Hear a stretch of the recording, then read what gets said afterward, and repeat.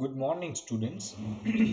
अब last lecture में हमने मेटल्स की रिएक्टिविटी सीरीज जो है उसके बारे में डिटेल में कॉन्सेप्ट पढ़ा था, राइट।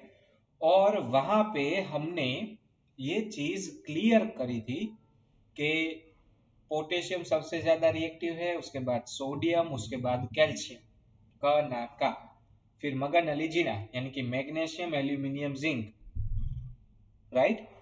फिर FePbH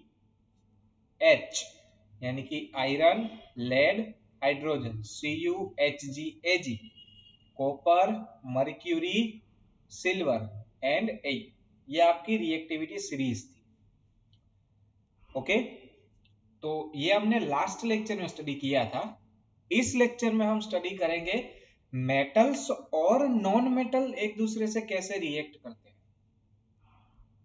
अब देखो, मेटल की लास्ट ऑर्बिट में आपको पता है 1, 2 या 3 इलेक्ट्रॉन रहते हैं, वो इलेक्ट्रॉन डोनेट करते हैं। नॉन मेटल्स का आपको पता है उसके लास्ट ऑर्बिट में 5, 6 या 7 इलेक्ट्रॉन रहते हैं, यानी कि वो इलेक्ट्रॉन एक्सेप्ट करते हैं। ये सारी चीजें 9th में पढ़े थे हम, राइट। चलो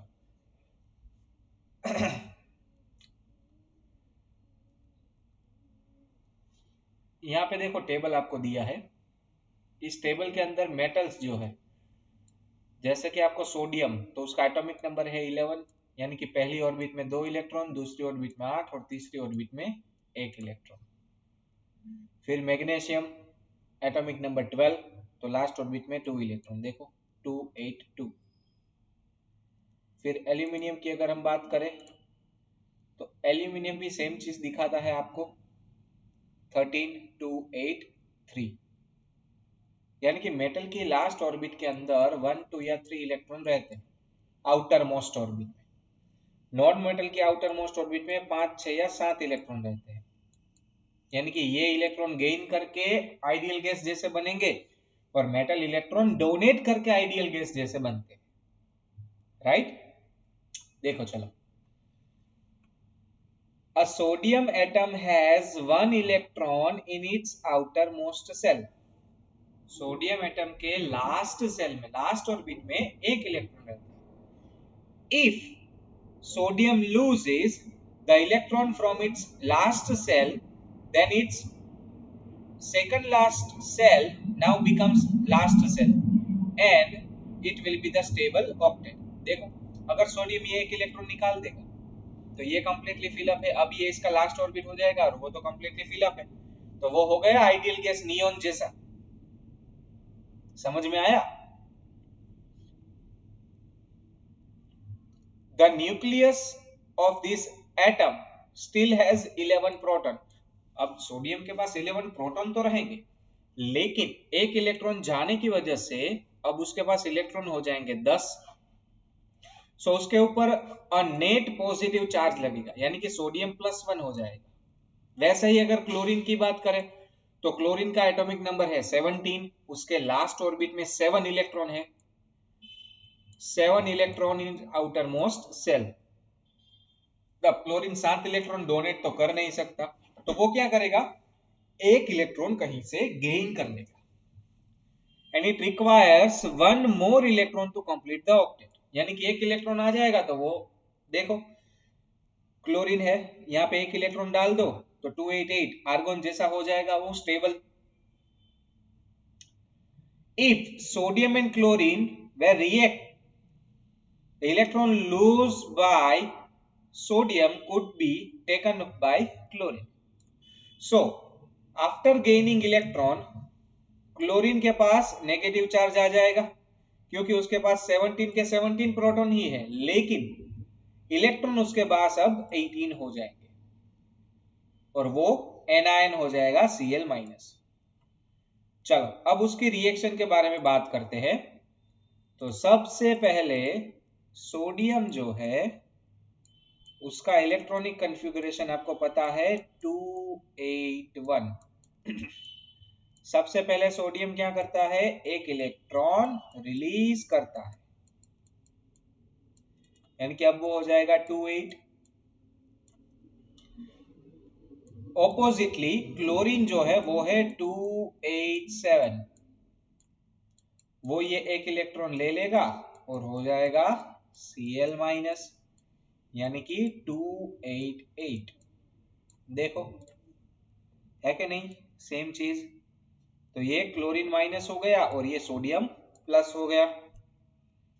चलो अब इसका आपको डॉट स्ट्रक्चर दिया है, जो आप फोर्थ चैप्टर में काफी अच्छे से पढ़े, डॉट स्ट्रक्चर। चलो सोडियम के पास लास्ट ऑर्बिट में एक इलेक्ट्रॉन है, तो ये उसका एक इलेक्ट्रॉन, प्लस क्लोरीन के पास लास्ट ऑर्बिट के अंदर 7 इलेक्ट्रॉन है, तो ये उसके 7 इलेक्ट्रॉन। ये जो एक इलेक्ट्रॉन है वो यहाँ पे डोनेट होगा, तो उसमें से बनेगा Na, जो कि अब हो जाएगा +1, और साथ में Na का इलेक्ट्रॉन यहाँ पे क्लोरीन के पास आ जाएगा,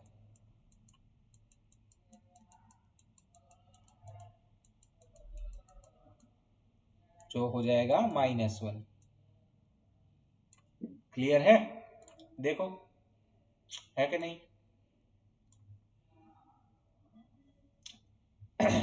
Sodium and chloride ion being oppositely charged attract each other and held by strong electrostatic force of attraction.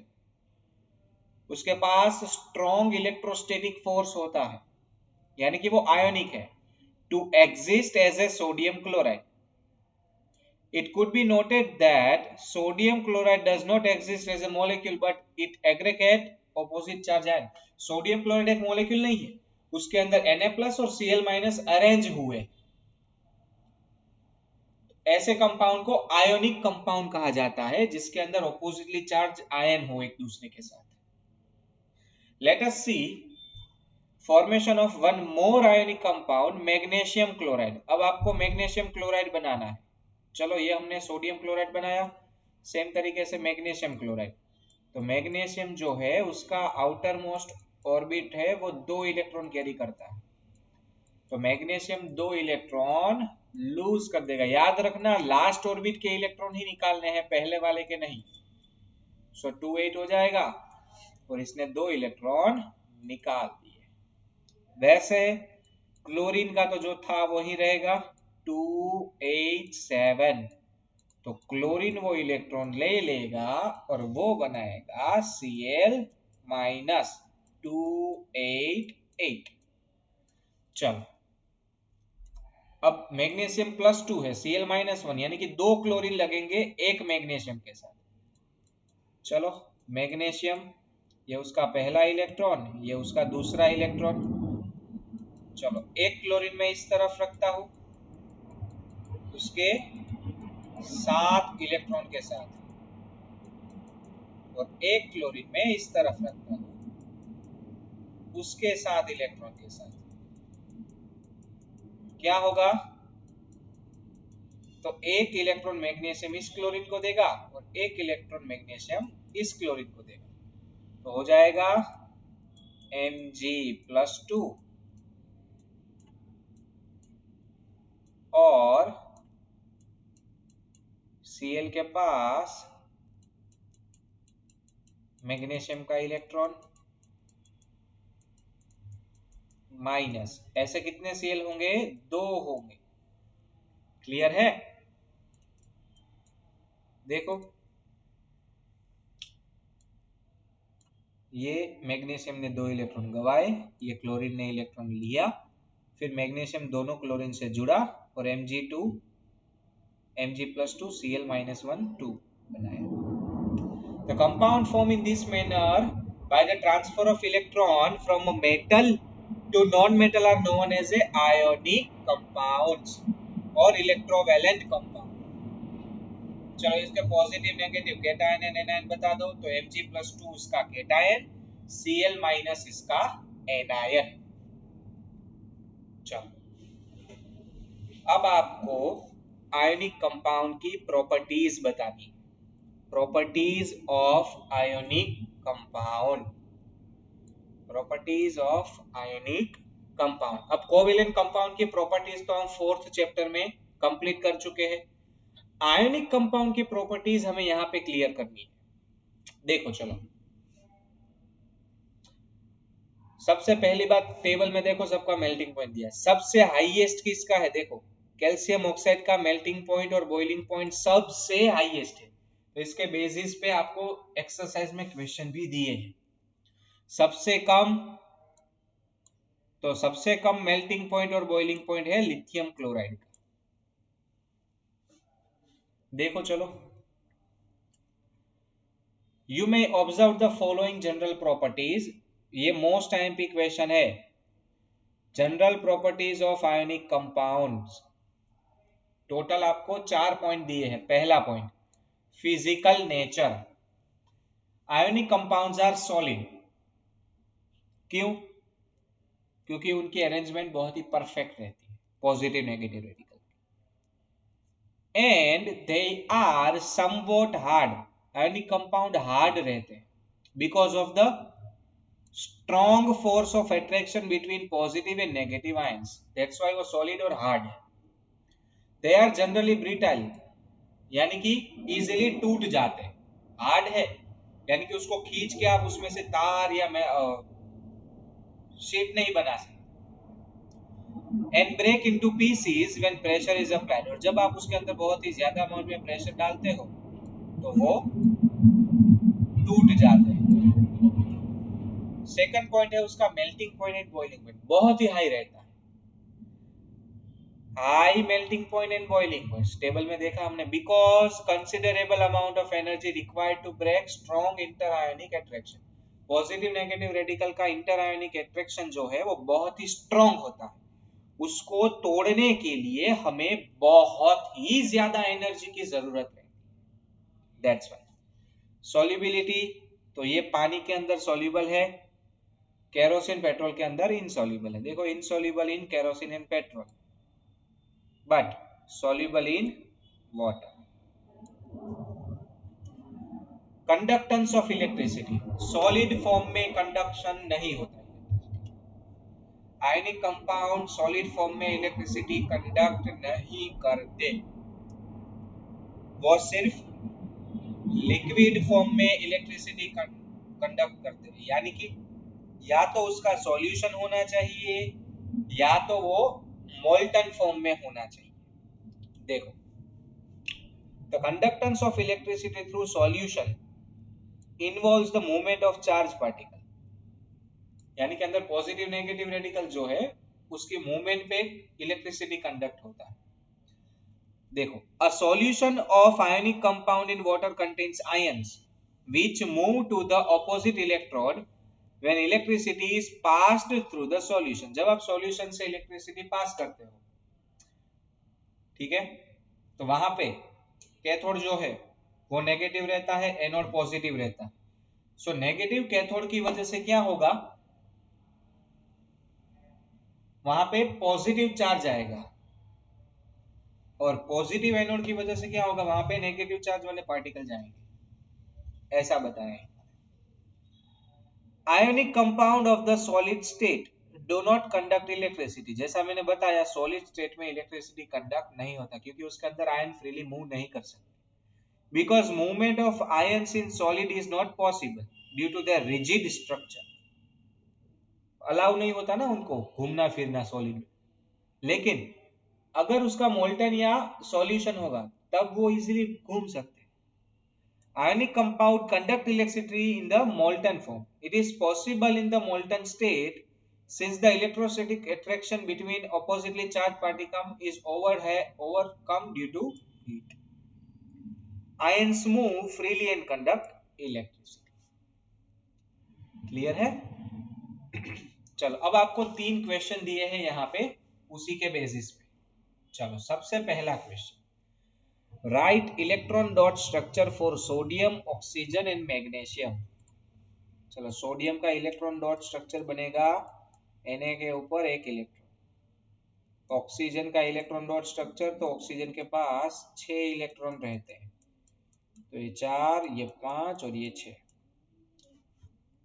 फिर मैग्नीशियम, Mg के पास लास्ट ऑर्बिट में 2 इलेक्ट्रॉन, तो ये पहला और ये दूसरा. फिर show the formation of N2O and MgO by transfer of electron. चलो N2O बनाना है तो सबसे पहले क्या होगा, तो आपके पास Na जो है वो 281 इलेक्ट्रॉन कॉन्फ़िगरेशन है उसके पास, वो अपना इलेक्ट्रॉन डोनेट करेगा तो वो हो जाएगा 28। ऑक्सीजन की बात करें तो वो होता है 26। ऑक्सीजन 2 इलेक्ट्रॉन गेन करता है तो वो बनाता है, ओके इलेक्ट्रॉन्स नहीं बताने हैं अभी, 28 और वो खुद हो जाएगा -2। अब चलो सबसे पहले सोडियम पहला, साथ में ऑक्सीजन अपने 6 इलेक्ट्रॉन के साथ, 4 5 और 6, और ये दूसरा सोडियम, तो एक सोडियम यहाँ से इलेक्ट्रॉन इसको देगा ऑक्सीजन को, और ये दूसरा इलेक्ट्रॉन भी ऑक्सीजन को लगेगा, तो उसमें से क्या हो जाएगा Na+ कितने 2, और ऑक्सीजन जो है वो एक पहले सोडियम से इलेक्ट्रॉन लेगा और एक दूसरे सोडियम से इलेक्ट्रॉन लेके -2 हो जाएगा, तो ये हो गया Na2O का फॉर्मेशन। चलो दूसरा क्या बताया था आपको, MgO। चलो अब हम MgO बनाते हैं। तो सबसे पहले मैग्नीशियम 282, 2 इलेक्ट्रॉन रिलीज करेगा, दैट्स व्हाई Mg+2, और 2 इलेक्ट्रॉन उसने रिलीज किए, हो गया 28। और ऑक्सीजन का तो अभी अभी पढ़ा हमने, वो क्या करता है इलेक्ट्रॉन ले लेता है, तो -2 हो जाएगा और 28, यहाँ पे +2 इलेक्ट्रॉन लगेगा, हमने नहीं लिखा, लिख देते हैं।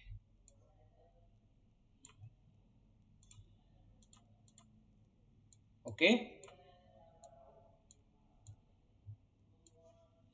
चलो अब उसका नेट रिएक्शन, Mg के पास 2 इलेक्ट्रॉन रहते हैं और वो ऑक्सीजन से रिएक्ट करेगा, अपने दोनों इलेक्ट्रॉन ऑक्सीजन को दे देगा, देखो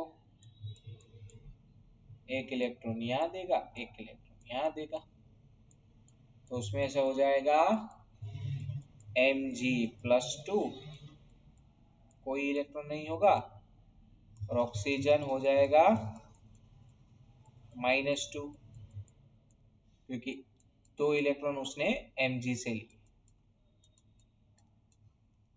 ये हो गया आपका MgO। देखो what are the ionic ions present in this compound. चलो इस कंपाउंड में कौन से आयन है, तो Na+, Mg+ and O-2। Why do ionic compound have high melting point? क्योंकि उनके अंदर इंटर आयोनिक अट्रैक्शन बहुत ज्यादा होने की वजह से आपको बहुत ज्यादा अमाउंट में एनर्जी चाहिए, because considerable amount of energy is required to break strong inter-ionic attraction. Okay, that would be the answer. चलो आपके सिलेबस का दूसरा टॉपिक, ऐसा क्यों बताया, क्योंकि केमिकल रिएक्शन आपके जो बोर्ड ने बताया है उस सिलेबस से वो तो पर्टिकुलर पोर्शन हटा दिया है, फिर भी हमने किया है क्योंकि हमारे लिए वो जरूरी है, अगर उसमें से पूछा तो दैट्स व्हाई हमने वो टॉपिक किया है। और आपका जो डेमो पेपर दिया है बोर्ड ने, उसके अंदर भी वहां से काफी सारे क्वेश्चंस उन्होंने पूछे। ओके सो अब हम बात करेंगे अकरेंस ऑफ मेटल, यानी कि अर्थ क्रस्ट से, अर्थ की अंदर से मेटल प्योर कैसे बाहर निकालना है। तो वो डायरेक्टली तो प्योर में मिलेगा नहीं, क्योंकि उसके कंपाउंड बन जाते हैं अर्थ क्रस्ट में उसके रिएक्टिविटी की वजह से, तो हमें उसको प्योर करना होगा। ओके और ये पूरे टॉपिक को अकरेंस ऑफ मेटल्स कहा है। बहुत ही इंपॉर्टेंट है, या तो फिजिकल प्रॉपर्टीज में से एक क्वेश्चन होगा प्लस एक क्वेश्चन अकरेंस ऑफ मेटल्स में से होगा। दोनों में से एक क्वेश्चन, एक एक क्वेश्चन तो आपकी बोर्ड एग्जाम में 110% होगा। देखो चलो, the earth crust is the major source of metals. Sea water के अंदर भी सॉल्युबल सॉल्ट है, जैसे कि sodium chloride, magnesium chloride. The element और compound which occur naturally in the earth crust, जो अर्थ क्रस्ट से नेचुरली मिलते हैं, they are known as a minerals, और उसे मिनरल्स कहा जाता है। द एलिमेंट और compound which occur naturally in the earth crust, तो उसे मिनरल कहा जाए। लेकिन at some places mineral contain a very high percentage of a particular metal and the metal can be profitably extracted from it. These minerals are called ore. ऐसा mineral जिसके अंदर कोई एक मेटल का परसेंटेज बहुत ही ज्यादा होगा और उसको बाहर निकालना हमारे लिए प्रॉफिटेबल होगा, तो उस मिनरल को हम ओर कहेंगे। ओके, चलो तो सबसे पहला टॉपिक है एक्सट्रैक्शन ऑफ मेटल। यहां पे आपको एक्टिविटी सीरीज बहुत ही ज्यादा काम आएगी। यहां पे आपको एक्टिविटी सीरीज ऑफ मेटल्स बहुत ही ज्यादा काम आएगी, ध्यान से सुनना। देखो, you have learned about the reactivity series of metals. Having this knowledge, you can easily understand how metal is extracted from the ore. अगर रिएक्टिविटी सीरीज पता है तो आपको ये टॉपिक बहुत इजी लगेगा। क्यों? क्योंकि सिंपल सी बात है, मेटल्स हमें फ्री स्टेट में नहीं मिलेंगे सारे। क्यों?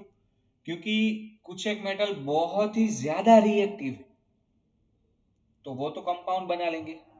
देखो, कुछ एक मेटल हमें फ्री स्टेट में मिलते हैं जिनकी रिएक्टिविटी सबसे कम है, और कुछ एक के हमें कंपाउंड मिलते हैं। Clear? The metals at the bottom of the activity series are the least active. अब आपकी एक्टिविटी सीरीज में जो सबसे नीचे है वो सबसे कम एक्टिव है, यानी कि गोल्ड, सिल्वर, प्लेटिनम, ये सारे हमें फ्री स्टेट में मिलते हैं।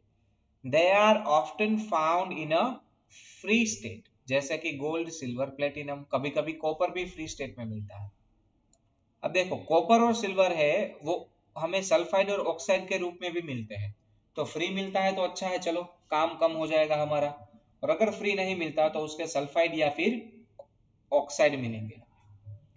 आपकी जो एक्टिविटी सीरीज है उसको उन्होंने 3 पर्टिकुलर पोर्शन में डिवाइड किया। पहला पोर्शन जो है वहां पे वो इलेक्ट्रोलिसिस करेंगे, बहुत ही हाई रिएक्टिव वाले है वहां पे। फिर लेस रिएक्टिव है उसके लिए रिडक्शन होगा कार्बन से, और जो सबसे कम रिएक्टिव है वो नेटिव स्टेट में यानी कि प्योर स्टेट में हमें मिलते हैं। चलो तो पहले 5, sodium, potassium, calcium, magnesium, aluminium, उनका इलेक्ट्रोलिसिस होगा। जिंक, FePbCu, उनका कार्बन यूज करके रिडक्शन होगा। और Ag, Au, Pt, ये हमें प्योर फॉर्म में मिलते हैं।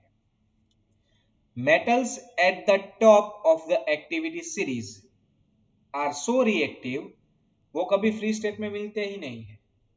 फिर जो बीच वाले मेटल्स है, middle of the activity series, वो मॉडरेट रिएक्टिव है, थोड़े बहुत ज्यादा नहीं, बहुत कम नहीं, वो हमें ऑक्साइड, सल्फाइड, कार्बोनेट के फॉर्म में मिलते हैं।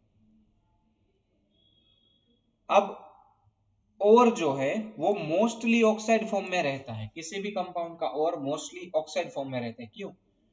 क्योंकि अर्थ के ऊपर ऑक्सीजन बहुत ज्यादा है और ऑक्सीजन बहुत ही रिएक्टिव होता है मेटल्स के साथ, दैट्स व्हाई। देखो, this is because oxygen is very reactive element and is very abundant in earth. चलो, thus for on the basis of the reactivity हमने 3 ग्रुप बनाए। पहला, मेटल फॉर लो रिएक्टिविटी, ऐसी मेटल जो लो reactivity है। फिर ऐसे जो मीडियम रिएक्टिव है, और ऐसे जो बहुत ही ज्यादा रिएक्टिव। और हर किसी डिफरेंट कैटेगरी के लिए हम डिफरेंट मेथड्स यूज करेंगे। ठीक है, चलो कुछ एक स्टेप आपको यहाँ पे बताए हैं, देखो आप। सबसे पहले मैं और को 3 चीज में डिवाइड किया, हाईली रिएक्टिव, मीडियम रिएक्टिव अगर है, या फिर लो रिएक्टिव। मेरी और को मैंने 3 पोर्शन में डिवाइड कर दिया। अब इन 3 कैटेगरी से मेरा और कौन सी कैटेगरी का है वो मैं पहले डिसाइड करूं। अगर कॉपर का और है तो वो बीच में आएगा। चलो सबसे पहले लो रिएक्टिविटी, तो कॉपर और सिल्वर जो है उनके सल्फाइड और रहते हैं, तो मैं रोस्टिंग से उनको ऑक्साइड में कन्वर्ट करूंगा और ऑक्साइड ऑटोमेटिकली कन्वर्ट हो जाएगा रिडक्शन होके मेटल में, और फिर मेटल का रिफाइनिंग। अगर बहुत ही ज्यादा रिएक्टिव है तो उसके मोल्टन फॉर्म का मैं इलेक्ट्रोलिसिस करूंगा और प्योर मेटल निकाल लूंगा। जैसे क्लोर अल्कली मेटल था 10th में, आपने पढ़ा है ना क्लोर अल्कली मेटल, तो इसी का टॉपिक है। अगर मीडियम रिएक्टिव है तो कार्बोनेट होगा, तो कैल्सिनेशन होके ऑक्साइड हो जाएगा, और अगर सल्फाइड और है तो उसका रोस्टिंग होके ऑक्साइड हो जाएगा।